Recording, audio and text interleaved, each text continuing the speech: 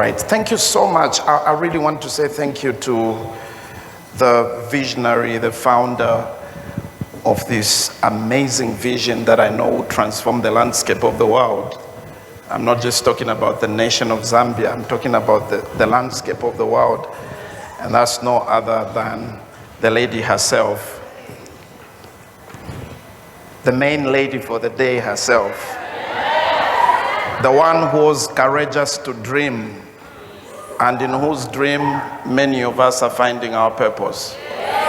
The one who was courageous to say, there's a girl out there. She didn't know the name, the face. She never even knew that that lady looks like you. She just had the passion to help somebody out there. And today, I know we have kept clapping for her, but let's just give it up for her again. Thank you, Mariana. Thank you. I appreciate what you have done. And at this stage, I would like to specially welcome even our Gospel Envoys church members watching from different parts. I think we have a link in our churches for this particular session. Next time, buy tickets. Because you can't imagine how many people called me last night telling me they can't seem to find the tickets. They can't, the event is sold out. I want us to get into something. I'll tell you a story about myself. Years ago, I call myself the ambassador of villagers. Because when I got into town, I was 12 years old. And I found a lot of lies in town. Lies against us from the village. One of the lies was that you can get a person out of the village, but you can't remove the village out of the person. Total lies. Because standing here today, I don't know how many of you can see the village on me. But I'll tell you what can remove the village out of a person. Mentorship like this one. It can remove. Now the village is just an allegory for whatever backward situation anybody's in. Whatever state we are in, information can transform us. I would like to go straight into telling you something. My subject is simple. Are you a game-changing leader? I would like to tell you a little story. 9 years ago, on the 5th of July, we held the first church service for Gospel Envoys Church. And that service had 4 members. 9 years ago. Today we have 36 churches with 6,000 members. From 4 members, I'll tell you the 4 members. My wife, myself, our firstborn son in my wife's womb, and my young brother. 4 members, first Sunday service. And today we have over 400 leaders. And we have 6,000 members across the ministry. How do you do that? How do you do that? I'm going to talk to you because for many of you, the success of your vision, if you're going to go beyond your environment, won't depend on you. It will depend on how you lead others. And there are many entrepreneurs in Zambia, many business people who start so much. I think you have seen I'm capable of looking smart. Can I remove the jacket now? Is that okay with you? I think I've impressed you enough. I'm able to look smart. I hope I've done it. Let me get to business and talk. Now, there are many people that ask me, how come many Zambian businesses start and suddenly shut? What's the problem? The problem is leadership. There are many people who say, how come legacies in Zambia only end with the founder, and once the founder is gone, the vision is gone? It's leadership. I hear so many people say, I was running a very good tailoring business and people are snakes. People are bad. They came and ran my business down. Workers are bad. They did this to my business. They are not bad. In fact, if you really want to succeed in life, let me caution you. Stop sending any social media forwarded messages that demean people. For example, the famous one is Pamela today, I think. Don't share that kind of stuff which demeans people if you're going to be an effective leader. Because I always tell people, if people are so bad, work with monkeys. Let's find out what you achieve. People are not bad. It depends on what kind of people you work with and what you do to transform the way they are. My subject today is the game-changing leader. Can we go into the presentation mode, please? Let's get started. Thank you. Are you a game-changing leader? That is what we are probably dealing with today. I'm not so sure what is happening there, but let me just move it a little further. Are we picking each other? Okay. I think it's not moving.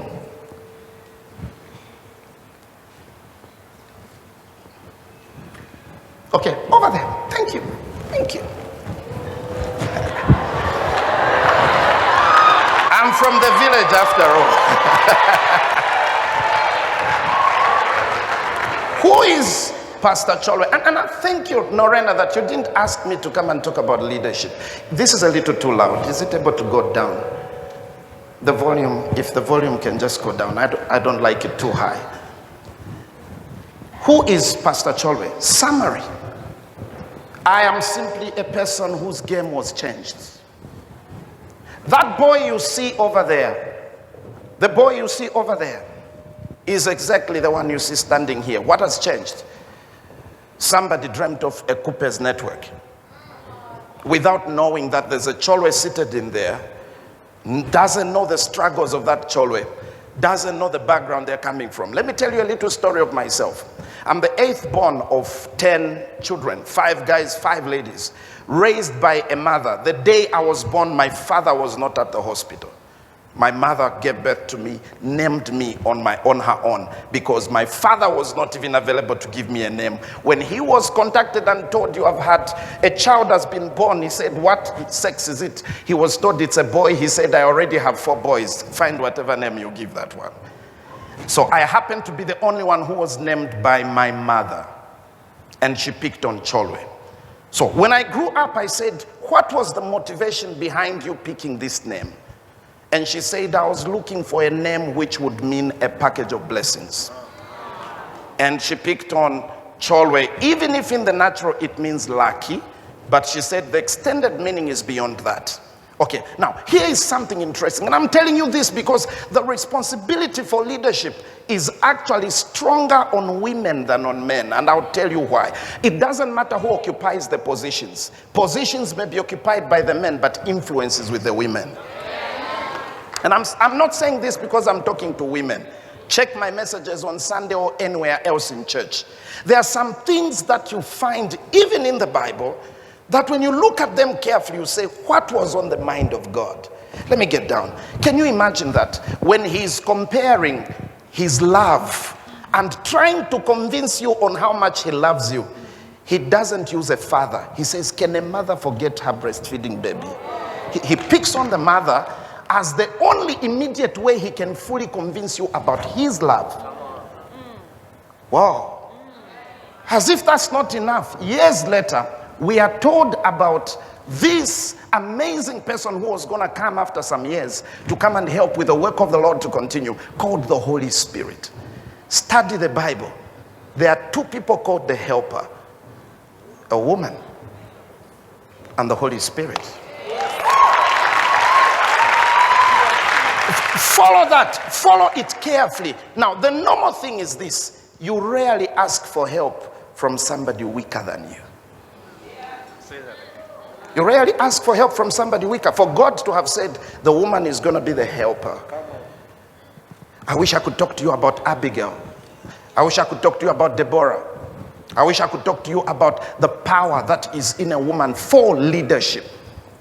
Let me tell you something about me. Pastor Choolwe never knew he was going to be a pastor. I was a musician.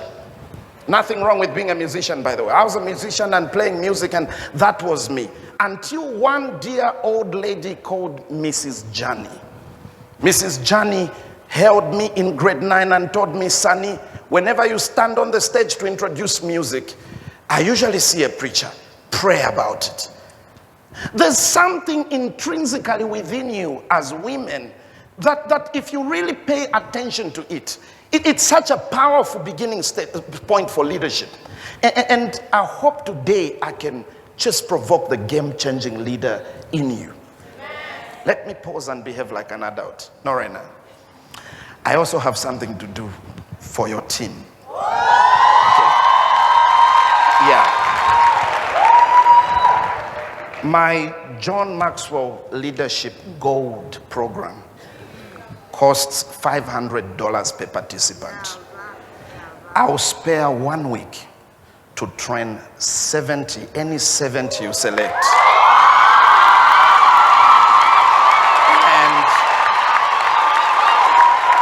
And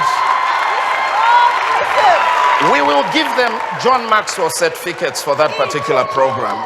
I'll take them through the John Maxwell Leadership Gold course, the gold, the best of John Maxwell, for 1 week. The best 70 criteria will be chosen by you. And I think I can adopt the model of those who submit the best plans, isn't it? Then we can teach them leadership. Kindly take your seats. Let's go ahead now. Let's look at something. Years down the line, that Choolwe you see, you had my profile. That's not what I want to focus on. You had my profile, but did Mrs. Johnny know that when she was helping me, she was touching several thousands ahead of me? I'll tell you about a game-changing couple called Ken and Tiko Sloya. Ken and Tiko Sloya were pastors in Livingston, and some years ago, I was in grade 9. My brother and I were evicted out of the house we were staying in. Had nowhere to go. Ken and Tiko Sloya said, come for a weekend home. And I went there for a weekend. That weekend ended up me staying with them from grade 9 up to the time I finished university. I'll be talking to you about game changers. They look like Norena. People who have no, they won't ask you to pay them anything. Won't ask you to give them anything in exchange. But they just look at you and they say, whatever I can in my ability, let me do it. And they have no clue that the Choolwe they are helping to go to CBU is actually 36 churches in one. They have no clue.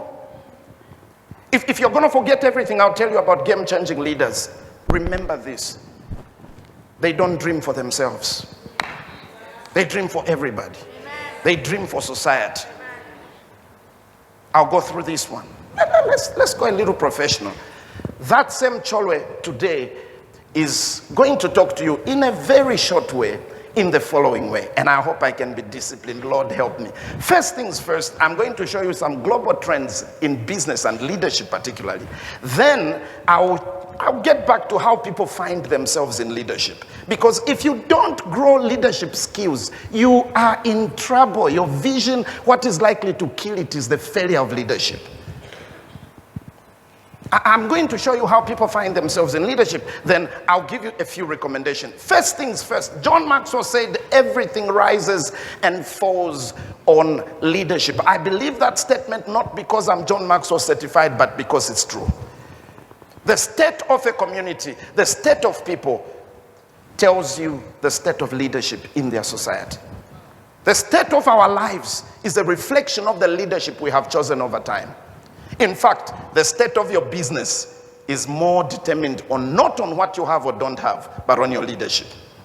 The state of any organization you are leading, if there's anything you don't like about it, check the quality of leadership. And there's the law of the lead among the 21 irrefutable laws of leadership. Among those we are going to do the training with, you will know about it. The law of the lead says any group or any entity can never outperform the capacity of the leader. Never. No matter how excellent the team is, if the leader is mediocre, the system will be mediocre.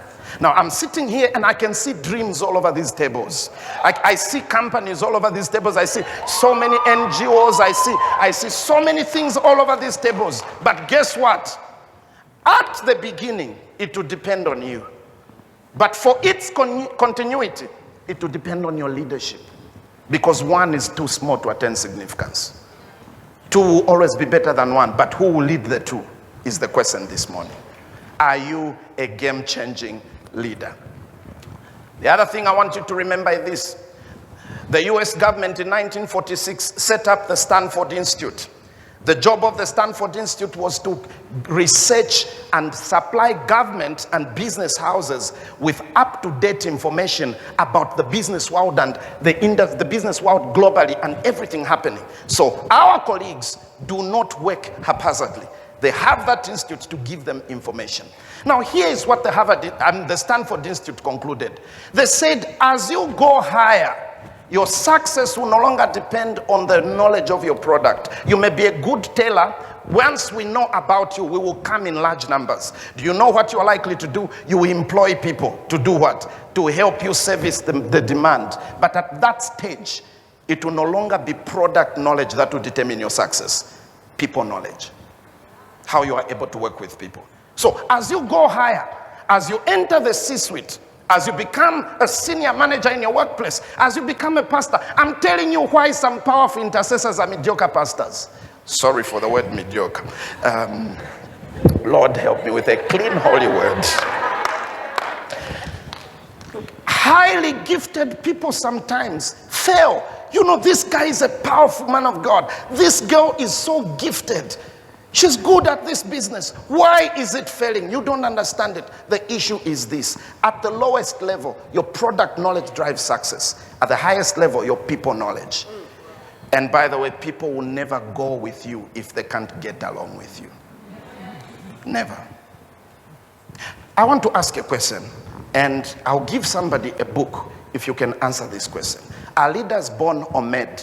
No need for the answers to be shouted out. How many believe leaders are born? And how many believe, okay, a few hands. How many believe leaders are made? Do you want to hear the truth? That question is irrelevant when it comes to leadership. And I'll tell you why. So it's because it's such questions that sometimes make us say, well, I'm not a people person. Who lied to you? I'll never forget what John Maxwell said one time. He said, well, he was talking to one guy and telling him, and he says, but John, I'm not a people person. I'm not. And then he says, well, Jenny, if dogs can be trained, fill up the blanks. What was he trying to tell her? As long as you're in this world, you've got to work with people. And whatever you don't have, you can train yourself in. And I tell you, if you are really a serious KUPES girl, with the energy that is rubbing off from Norena to all of you, you have no choice but to invest in growing the leadership skills in you. So here's what I told you. My answer to that question is that it doesn't matter whether you still believe that leaders are born or not. The real world offers you no luxury for semantics. You've got to perform. They'll make you CEO. They don't care that you're a people person or not. They'll make you a leader of whatever group you are, manager so and so. It doesn't matter. You will start your business. You will have people to work with. It doesn't matter whether you are a people person or not. I had to deal with those first things first because the rest of my presentation is very simple afterwards. Let me get into this thing. And let's look at a few global trends. I want to give you a warning alarm of what is happening regarding leadership. 36% of organizations worldwide. This is a recent research done in 2015, but when they updated it in 2017, statistics were looking the same. They say 36% of organizations say their leadership development practices are below par. Somebody say opportunity.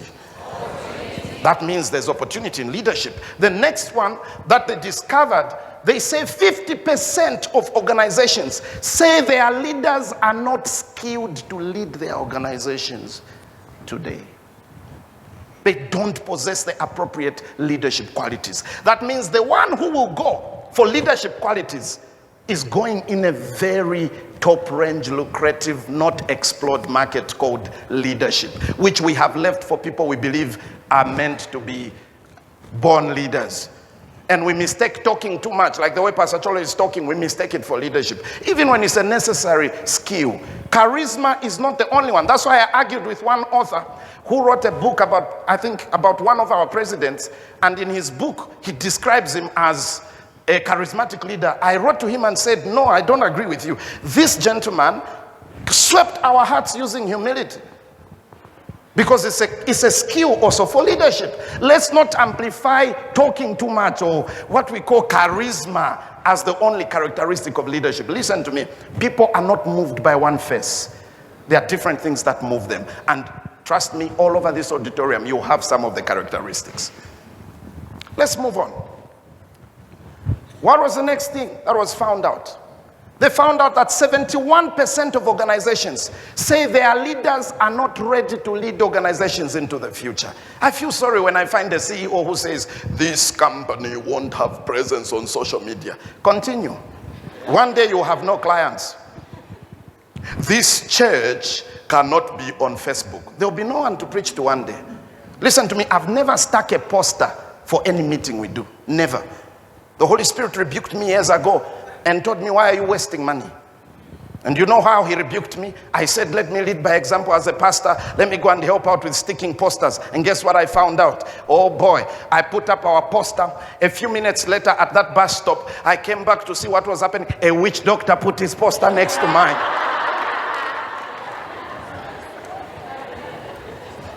You've got to find where the people are. Even at the bus stop. Get on a bus. At the bus stop, the people on the bus are not looking at what is happening outside. They're on their phones. They don't care how long the bus is taking. They are online. You have no online presence, you have no presence indeed.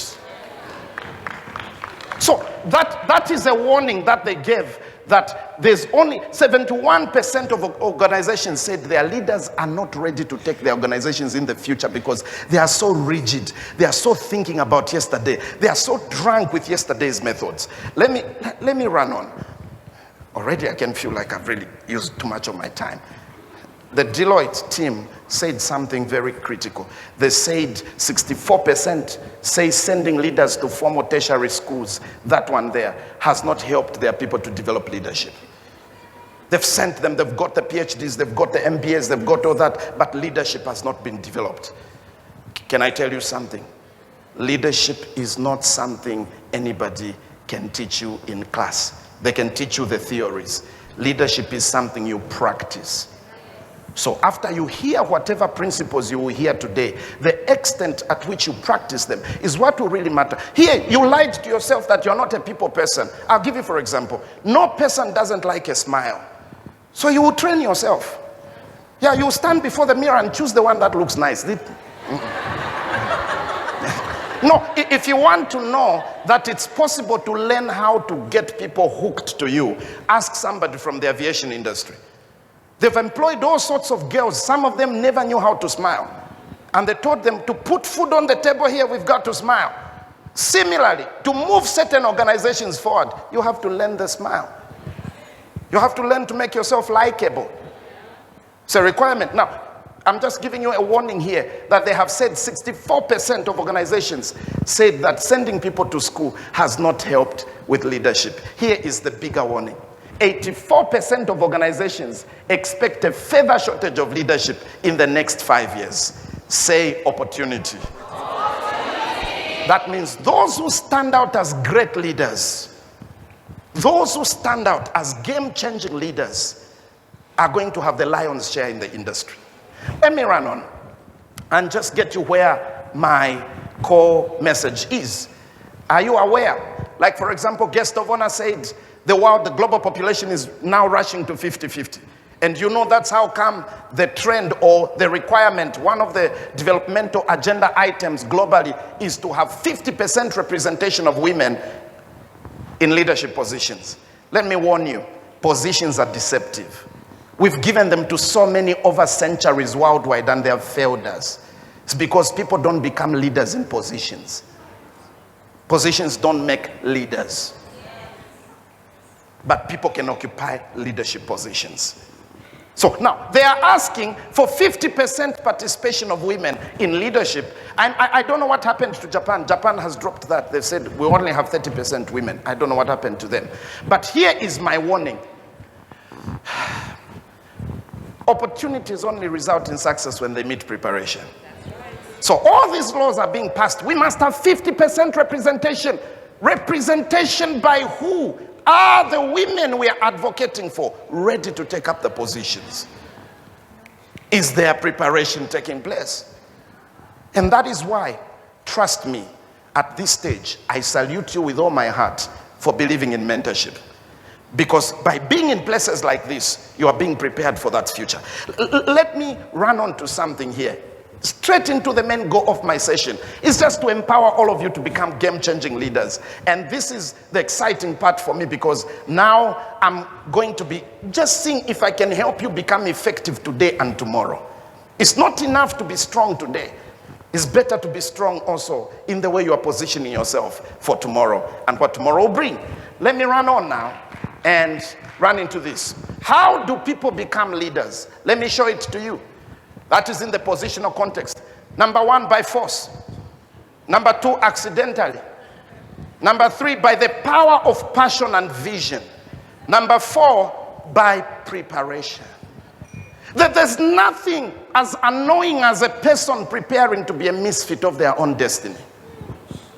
Yeah, you know, inside you dream to have a large corporation where you're going to employ so many people, yet you are not acquiring the skills of CEOs running large corporations. You are preparing yourself to be a misfit of your own destiny. You know inside you there are NGOs, and yet you visit the shopping mall more than NGOs. You are preparing to be a misfit of your own destiny. Here's what I'm trying to tell you. Oh, I'll show you something later on. It's important to pack your bag with what you need for where you are going. We don't pack our bags with what we need where we are. Now I'll come to that later. Let me run on and begin to tell you a little about that. So how do people become leaders by force? And many in this place are going to become leaders in this method, yet they may not be aware. But thankfully you came here today, so you will be aware. Entrepreneurship will force you into leadership. Let me explain what I mean. You are excellent with baking. All of us know the best cakes come from Becky because she's good at baking. Baking. Okay. The good cakes come from Becky because she's good at baking. And we all want cakes by nobody but Becky. So demand increases. Weddings are happening. Everybody says you want the best cake, go to Becky. Becky has 50 people at the door all needing cakes for this Saturday.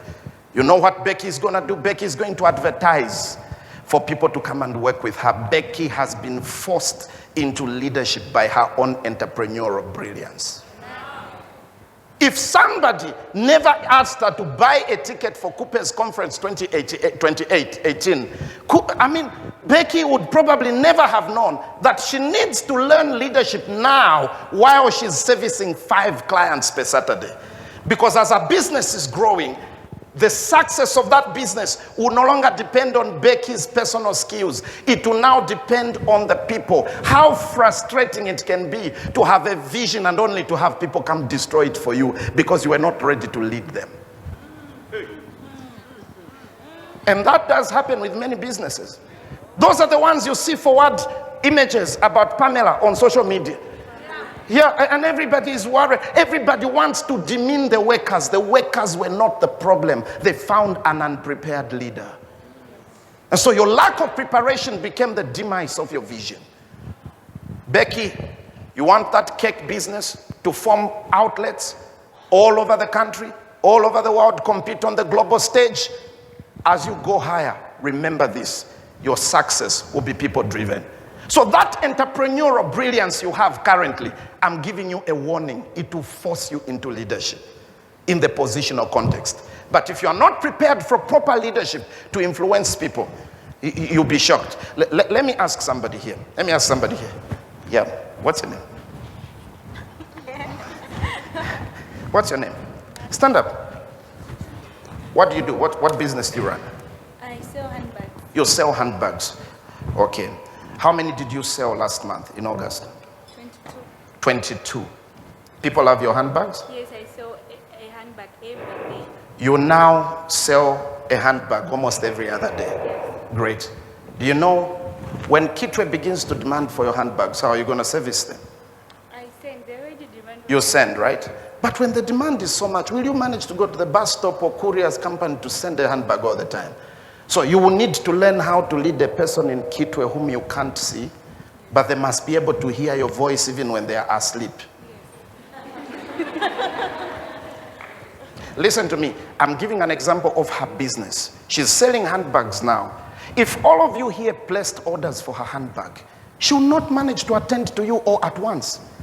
She will need several salespeople. Now, guess what? If she has not trained them well, if she has not trained herself rather to lead them, it will be one unruly sales officer who will make you never buy bags from her.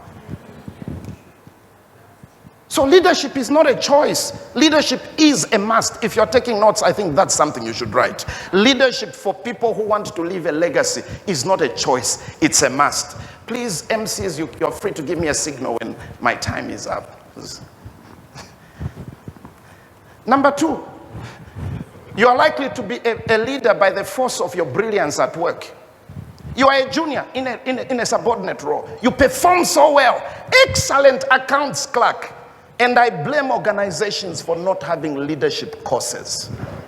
I tell organizations, why don't you train your office assistant in leadership in advance? You claim there are opportunities in this company and everybody can rise, but are they ready for the next position? So here is an accounts clerk who is brilliant with accounts, excellent at handling the calculator. Let me use the old method calculator. Excellent at handling the calculator. You promote them based on how they handle the calculator. You make them finance director, and you never warned them that finance director is not about handling the calculator, but how you manage those who handle the calculator.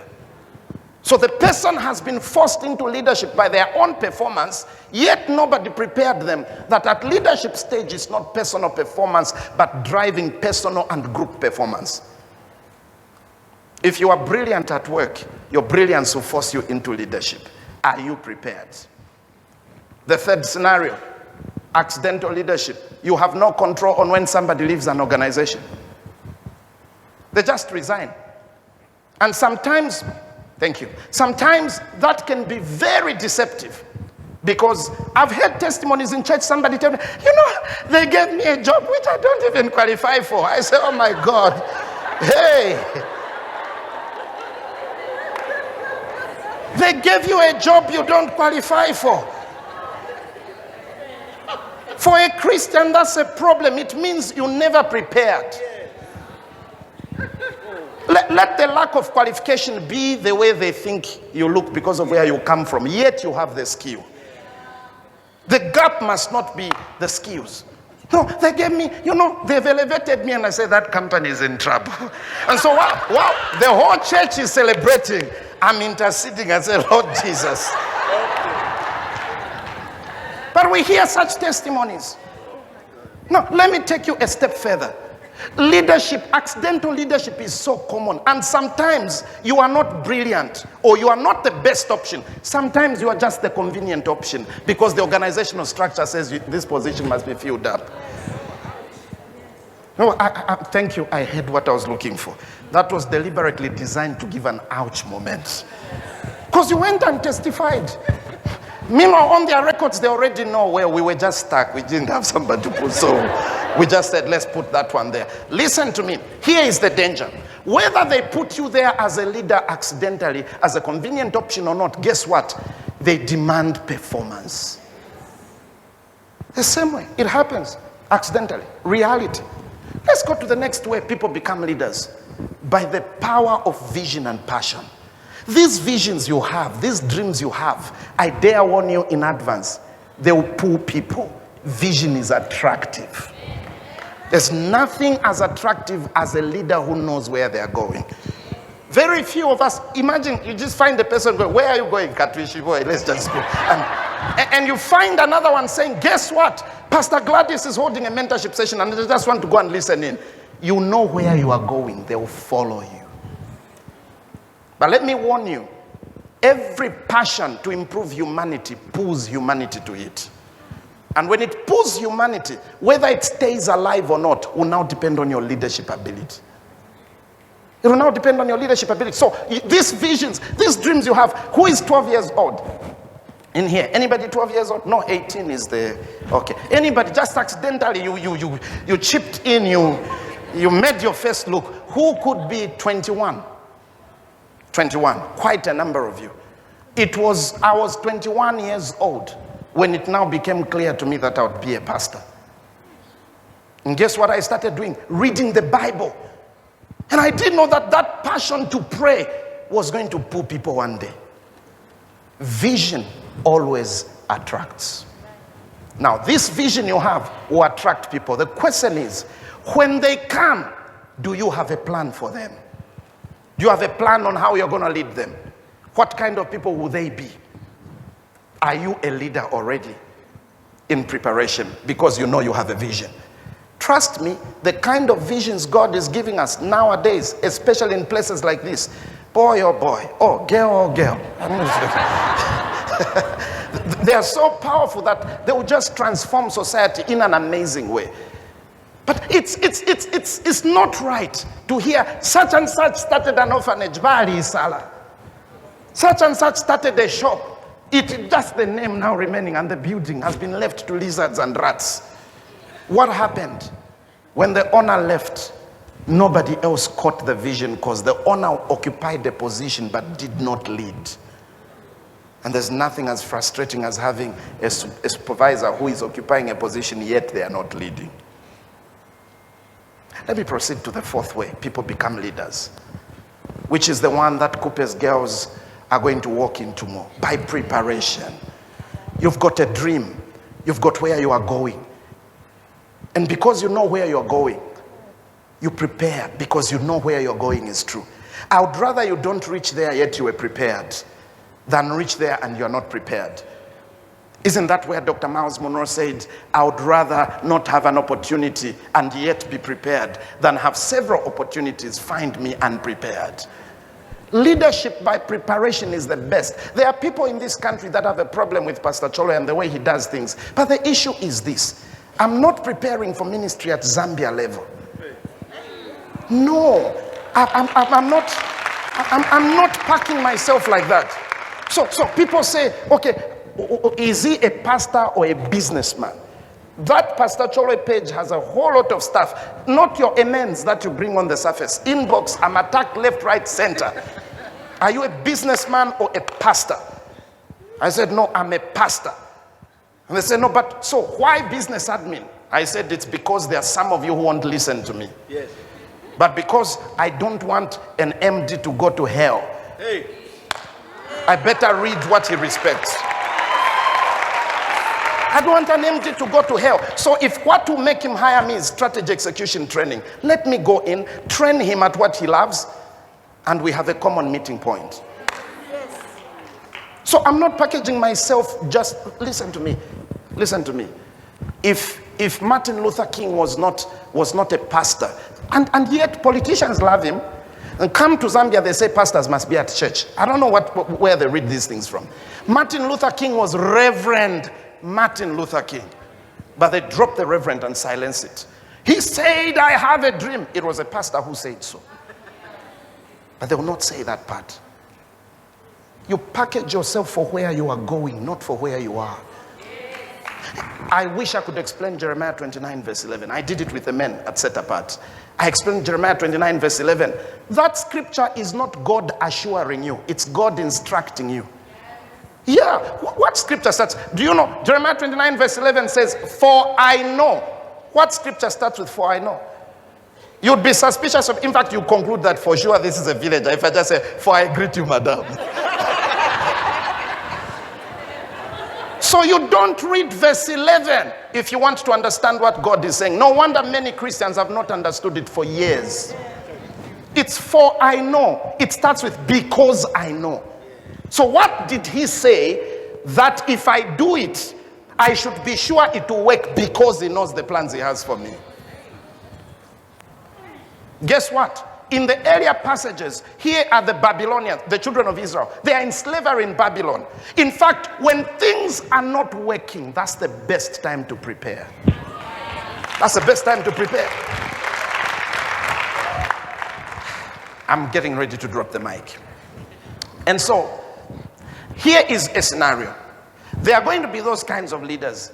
And, oh boy, let me get into what I have now and see if I can give you a little bit more. So, preparation is the kind of leadership that is game-changing. Leadership by preparation, not by force.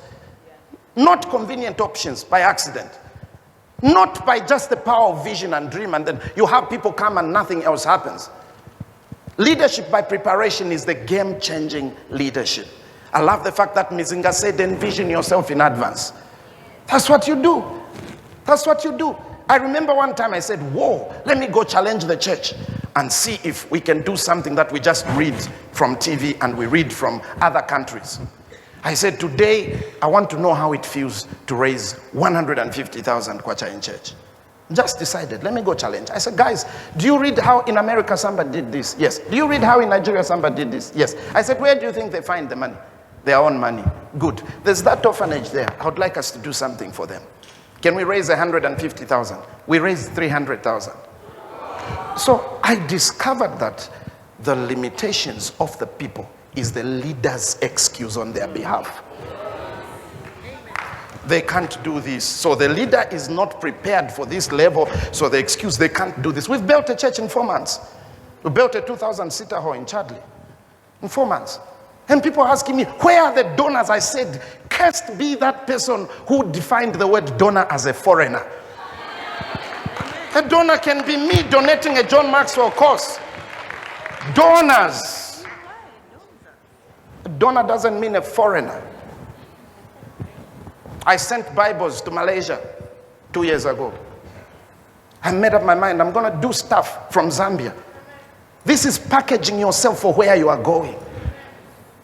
It can't end on the lips. We've got to do something about it. So let me give you just a few things about who game changers are, game-changing leaders are. How do you become a game-changing leader? This is my closing. Get rid of wrong perception about leadership. There's nothing male or female about leadership. They will tell you, oh no, when you are a woman, people can't follow you.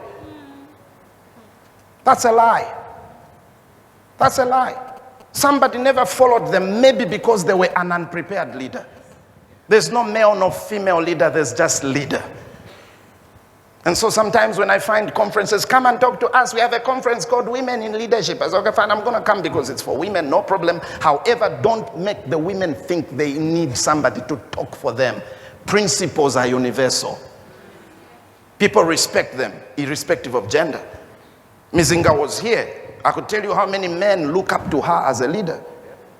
Several people. I'm going to give you an example here.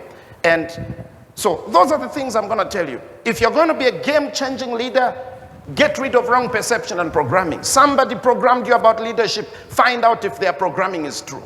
I'll give you, for example, they say good things come to those who wait. Total lie. It's not universal. Keep waiting. We'll meet in heaven and you tell us your testimony. The waiting must be defined. The waiting must be in preparation mode, not dormant waiting. Let's move on and see. Do I have even a minute? About 4 or 5 minutes. Thank you. That's more than enough.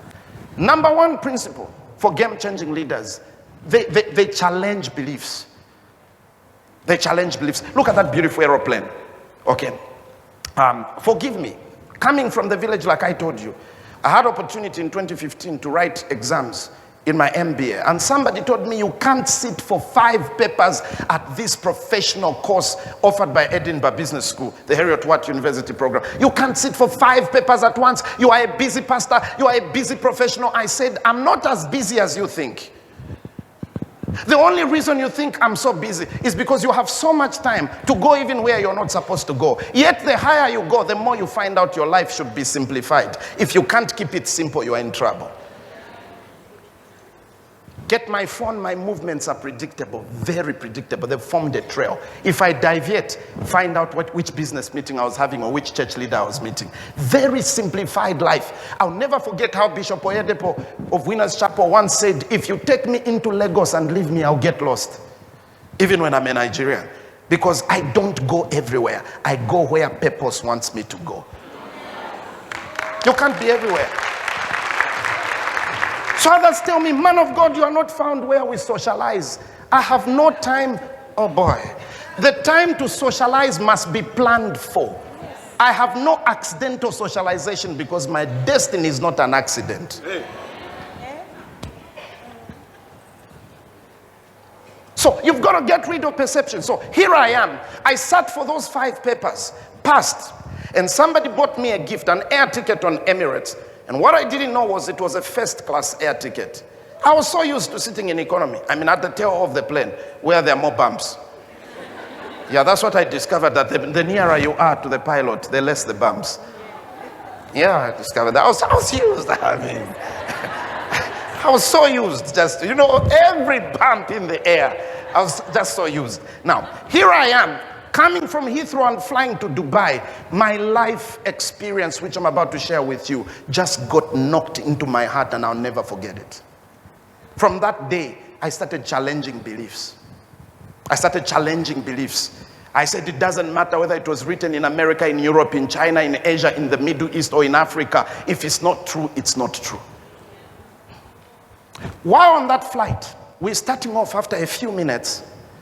2 hours into the flight. I mean, when I entered the first class cabin, excuse me, I was so confused. I never knew that it's supposed to be a room of its own, for me alone. I look at the bed, look at the table, look at the computer, I didn't know whether to sleep or to sit on the chair, or which one do you do? The only thing I regret not doing is not taking a selfie. Honestly, I should have taken a selfie. Especially that there was internet on the aeroplane. It would be first class things, Hashtag God's favor.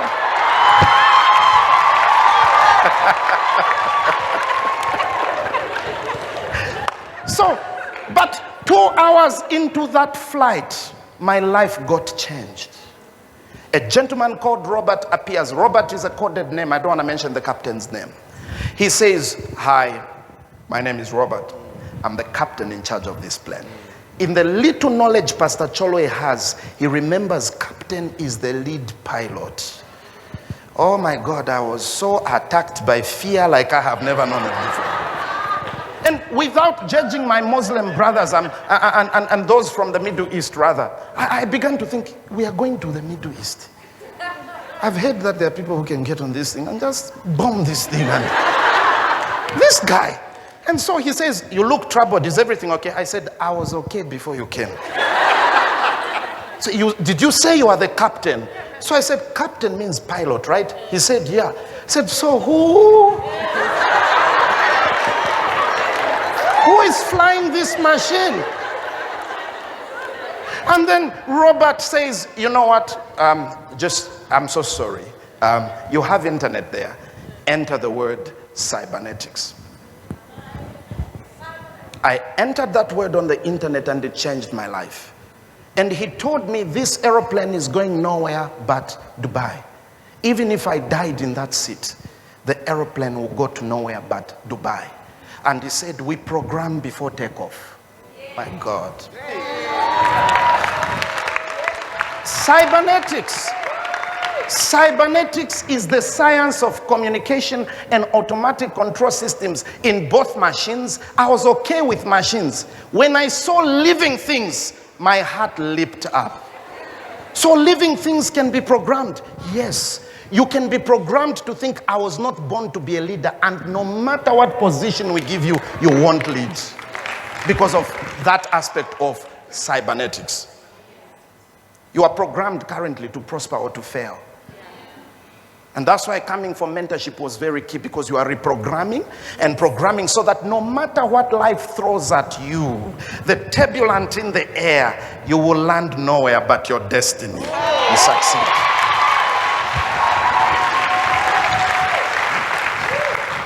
After today, watch who talks to you. Because the Bible said words kill, words give life. Words are programming you. I'm closing soon. I'm asking just for 3 minutes if that's okay. I don't do this with church. I've just seen his time up.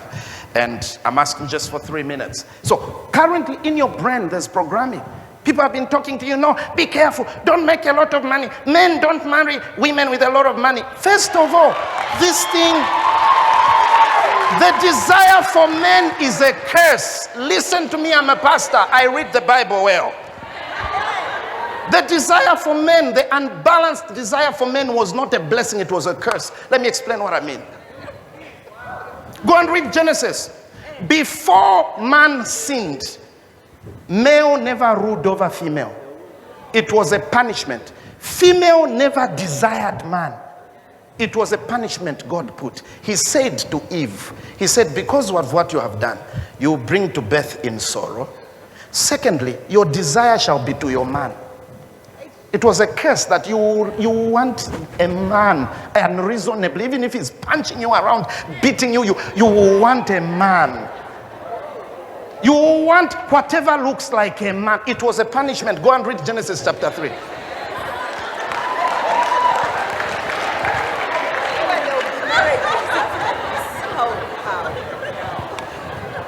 You just want anything that looks like a man. It's a curse.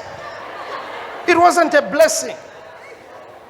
You find a woman is keeping this, oh boy, I almost said the parasites.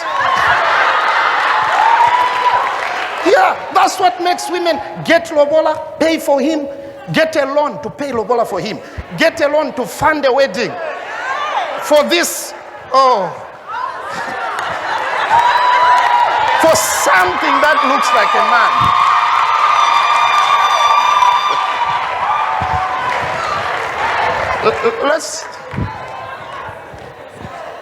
Destiny is better than marriage.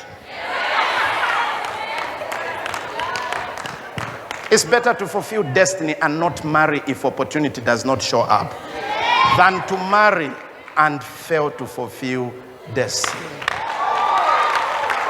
Let me close this thing. I asked only for 3 minutes. So, here is how you become a game-changing leader. I said change your beliefs, isn't it? Reprogram. Number 2, pack your bags for your arrival point. Those are bags. Those are beautiful bags. But inside there, this woman's bag has a water bottle, a notebook, and a book. This woman's bag has a tablet PC, has a phone, has so much other stuff, a power bank and all that. They are both bags, but they are carrying different stuff. What informed their decision where they are going? Is it cold in South Africa currently? On average, Zambia is getting warmer, isn't it? Hello? If I'm going to South Africa, I'm not going to load my bag with summer clothes like Zambia. I'm going to load it with warm clothes because of where I'm going. People will think you are mad. How can you carry a warm coat now, yet it is hot here? The issue is this. People want you packaged for their current convenience, yet you know you are going somewhere. You can't load your bag with summer clothes because you are in Zambia, yet you are going to South Africa. Game-changing leaders load their minds, load their mindset with the stuff they need for where they are going. Here are the 2 last points that I don't want you to forget. Find a mentor. Why? It's because on average, you are likely to underjudge yourself. You need somebody sometimes to introduce you to you. Sometimes when I hear mentors tell me about the potential they see in me, it's amazing. On average, you know why you are likely to judge yourself? You have your closet. You know your skeletons if there are any. You know even those you may not have dealt with. But guess the power when you come to a mentor and say, closet opened. The power of evaporation takes over. And you become empty and ready to take in new stuff. When you are boiling water in a pot, if you keep the lid on, the vapor will keep hitting the lid and going back in the pot. Remove the lid. Open up your life to a mentor. They will hit that water, it will fly out and go away. You'll be ready to take in new water. You need a mentor. You need a mentor to help you. And that is why I congratulate you for all those joining KUPES today. The last point, if you're going to be a game-changing leader, is that you've got to learn how to lead with the head, lead with the hand, lead with the heels, your shoes, and lead also with the heart. How do you do that? Here is the summary of what each one means. Leading with the head means knowledge. It means vision. People will always follow a leader who knows. They will always follow a visionary leader. The second thing, which you never need to... Look at this. I wonder when I find people saying, no, there are no jobs. I say, you are not just skilled enough for the jobs that are available. Because the Bible said, observe people who are good at their work. Skilled workers are always in demand and admired. They don't take a backseat to anyone. That is Proverbs chapter 22, verse 29 in the Message translation. I close now. Leading with the hand means being practical, be results driven. People are attracted to a leader who produces results. Being able to lead with your heels. Whoop. Talks about walking the talk. There's nothing as authoritative as living the principles you preach. That makes you a game-changing leader. And that is what leading with the heels of the feet means. The last one, ladies and gentlemen, is leading with the heart. And leading with the heart requires you. Yeah, for the last time, stand up and give it up for her.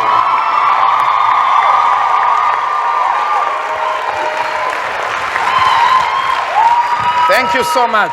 Kindly take your seats. Leading with the heart requires you to be passionate to transform lives. Success can be written privately, but legacies are written in communities. You have not changed the game until you change a life. And that's what game-changing leadership is all about. Ladies and gentlemen, from here, work on your cybernetics, pack your bags for the arrival point, find a mentor, use the 4-factor model of leadership. My contact details are there. And finally, did you want me to put them up? Okay, my contact details are somewhere there. info@pastorcholwe.org, pastorcholwe@gmail.com. Here is what we do. If it is in your policy, I'll convert this to PDF. It can be sent to all the participants. It's no problem. And then, so here is my conclusion, and I would like you to find somebody you're going to read it for, because we are now closing. Just read that for your neighbor. It's John 13, verse 17 in the NIV. Read it. 1, 2, 3, go.